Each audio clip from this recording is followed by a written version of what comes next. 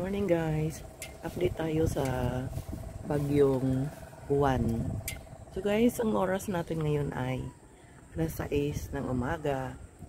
So guys, ayan ang sitwasyon dito sa amin sa Bulacan. Ayan, kaninang madaling araw, bali na paglakas ng ulan na may kasamang hangin hanggang madaling araw. Bali 3:30 ng madaling araw, nag-update ang MDRC. So, ayun, nagising ako. Tiningnan ko, napakalakas ang ulan. Napakalakas ang hangin. So, thanks God na lang guys.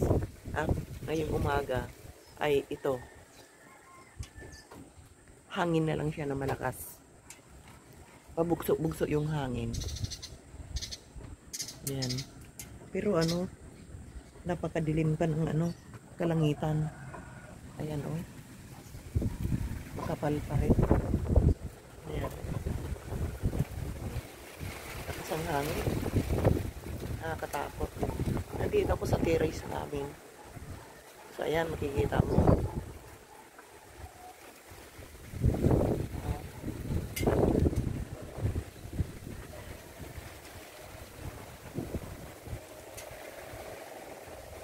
Sobrang lakas ng hangin.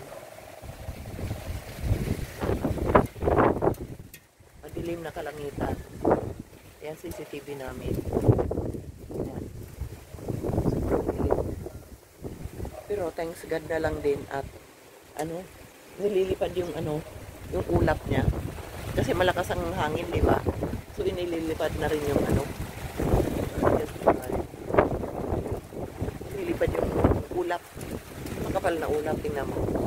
Ayan ang bilis ng nagiging putik siya. Imbis na nagiging putik siya. Ayan mabilis ang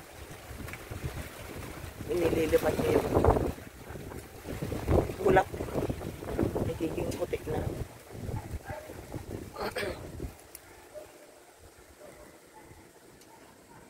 Ay, Diyos ka Lord. Inoff muna namin yung yung Christmas light dyan na solar kagabi. Inoff muna namin ang solar namin na Christmas light kasi napakalakas ang Ayan. Grabe Diyos ka Lord.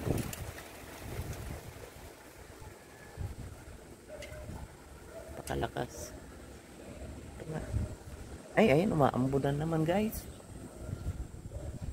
Pumapatak yan, pumapatak na naman sa bubong. Ambon. Huwag naman sana matumba yung may saging kami dyan, Ayan, yung saging.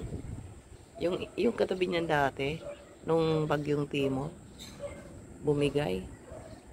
Umano yung saging.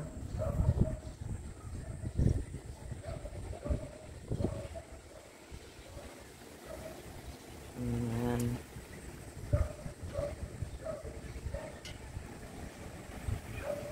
So guys, papasok na tayo, hanggang dito na lang.